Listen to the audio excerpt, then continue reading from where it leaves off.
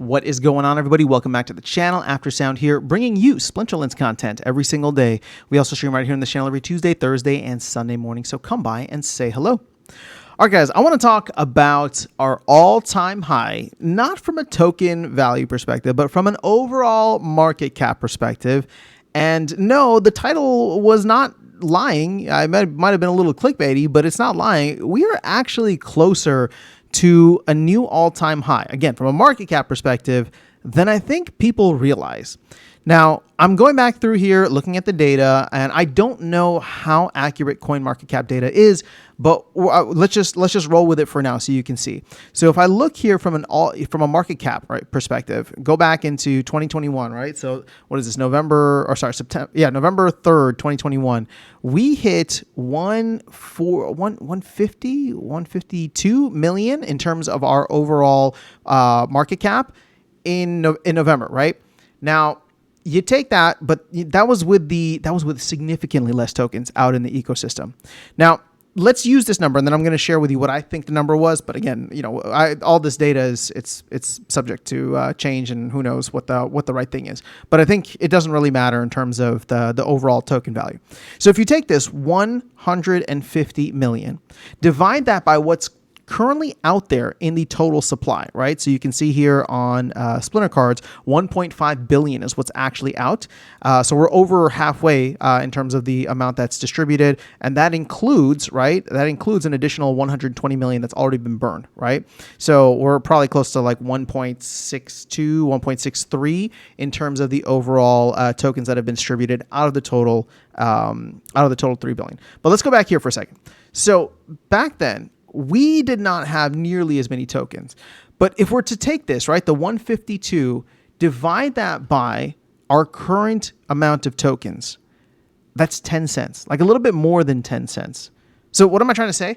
We would only need to reach 10 cents for SPS to actually surpass its previous all-time high from a market cap perspective, meaning that the project in and of itself, well, not the project, but just the token in and of itself as a project would be much larger.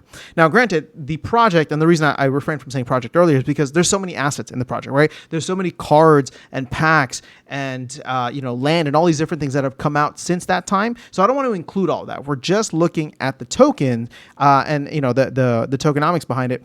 It would only be 10 cents. Now, if we were to use my numbers, and I remember us being at a point where we hit all-time high, where there were roughly 200 million tokens in play, right? And this was when SPS was roughly at $1, because I remember we had 90-something million staked and 90-something million that was liquid. And I swear I remember our market cap being close to or around the 200 million point. So if we increase it to 200 million as our previous all-time high, that only takes us to 13 cents. So when we're sitting here looking at this, it's kind of a double-edged sword, right? Because it's like, well, we're actually somewhat close to 10, 13 cents. I mean, closer than $1, right? Because that's what the token value was at the time. But with the amount of tokens that are now out in circulation and the amount that's being inflated every day, which is still a significant amount, it's going to be incredibly tough for us to hit a new all-time high from a token perspective. And so therefore, kind of the upside would seem almost very limited. And I'm trying to make sure that this is very clear to folks. Like if you're buying in, you're like, oh yeah, SP is going to do 100x and go to $1. Again, I'm not saying that it will or it won't. None of this is financial advice. I'm just saying if you look at it from an overall market cap perspective, meaning the amount of money that was flowing in during the highest times of that bull run, it was only about $200 million in SPS. And there was even less dilution because there weren't, vouchers had just been introduced. Land was still just a concept. There weren't as many cards and packs. Like Chaos Legion had just come out. There weren't all the promo cards and things that we had. So the amount of money that was in Splinterlands was not nearly the same. Now, granted, there's a lot of money that's in Splinterlands now, but if we're just focusing on SPS, which again, to me is the primary driver here, right? This is the engine of the entire ecosystem in many ways. Well, then let's compare apples to apples. So whether it's 10 cents, whether it's 13 cents, I think that difference is negligible.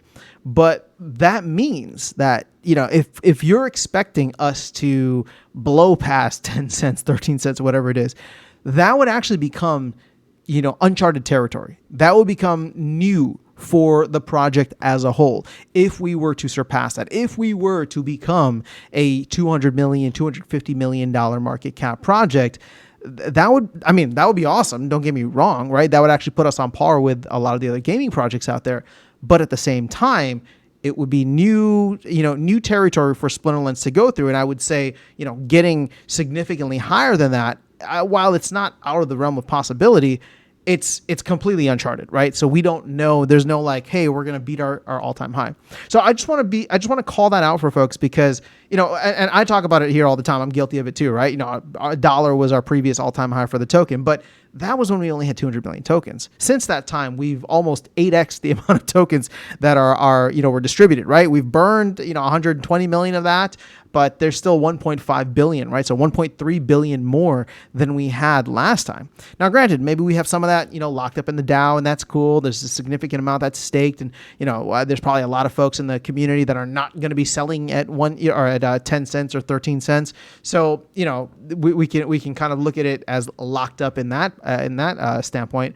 But either way, I'm just trying to call out the fact that simultaneously we're not that far off from a new all-time high from a market cap perspective. But that does bring its own challenges, and we would be entering into uncharted territory. So I'm curious to get your thoughts. Again, this is probably, I don't want it to be a bullish or bearish. I'm trying to make it somewhat of a neutral video, but I'm very curious to know what your thoughts on this are, where your price predictions or market cap predictions for SPS are. Granted, we are still in the very, very early parts of what will hopefully be a long and prosperous bull run. And obviously there's a lot to be excited about when it comes to Splinterlands. But, I'm just curious to see where people are at with this, considering the fact that, Splinterlands is up kind of 2x from its all-time low. There's a lot to look forward to. Bitcoin is now starting to make its run. The Fed just said that they're probably going to cut rates in September. So lots to be excited about. Let me know your thoughts in the comments below. That is all I have for you guys in this video. Otherwise, I'll catch you all in the next one and see you around the game. Take care.